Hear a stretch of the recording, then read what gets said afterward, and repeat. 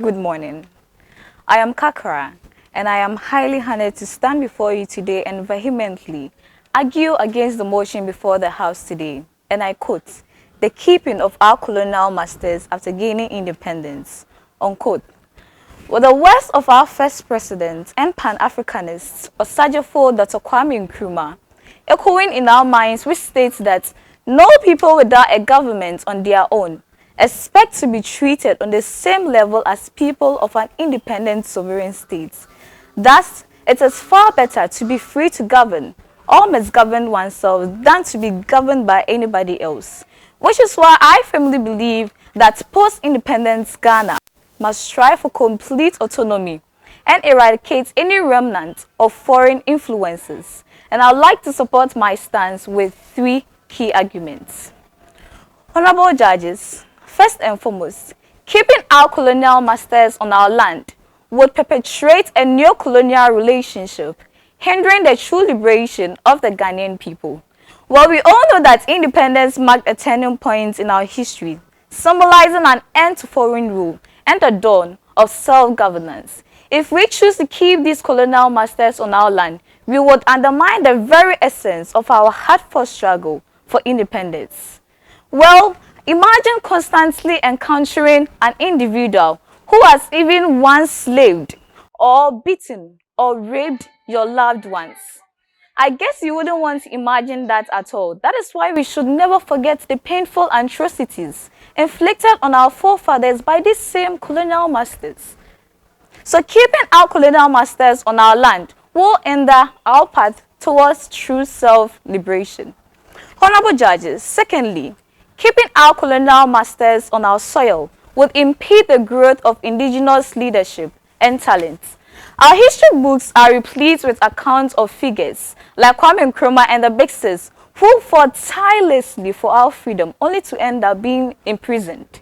So do we truly believe that keeping these colonial masters on our land will contribute to the growth of indigenous leadership and talent? Oh, come on, please think about the late Ama Ate Edu, who tirelessly supported African women writers. Manasseh Azure, that investigative journalist striving very hard to create a corruption-free society, and our very own Ejumera, Dr. Papa Kwesi Indom, whose strong economic workforce comprises a large number of the Ghanaian employees. If we choose to keep these colonial masters on our land, we would deny these remarkable individuals that opportunity for them to drive a revolutionary change. Please, let's just come to think of that. Independence was not just a merely symbolic gesture. It was an opportunity for we as Ghanaians to reflect on how far we have come as a nation, embrace our own, and then demonstrate our capacity to truly develop our own nation or rule our own nation.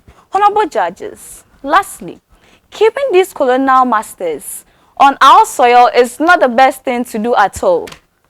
Because let me take you through a historic journey where during the so-called protectorate colony, Britain siphoned off the export income from our precious commodities like gold, cocoa, diamond, just to mention a few. That colony or that era was just characterized by the exploitation of our resources and the subjugation of our people. Please, do these names sound familiar? Yasantua, Sergeant Ajete, Corporal Atipoi, and Private Odate Lamte. The names or the lists are inexhaustible or they are exhaustive, and we cannot add names to these lists. Please, we have already endured political oppression, economic exploitation, and social degradation in the hands of these same colonial masters.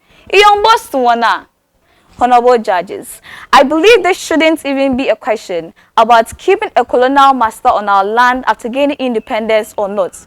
Rather, let it be a question about revolution, or a question about how we can create a corruption-free society, or even about Pan-Africanism. As we contemplate our path forward, please let us remember the powerful words of Kwame Nkrumah, the Osajefo of our nation, when he said that seek ye first the political kingdom, and all other things shall be added unto you. Right now, it is time for us to seek that kingdom. to embrace our own, and then to reclaim our autonomy to govern our own nation. Thank you.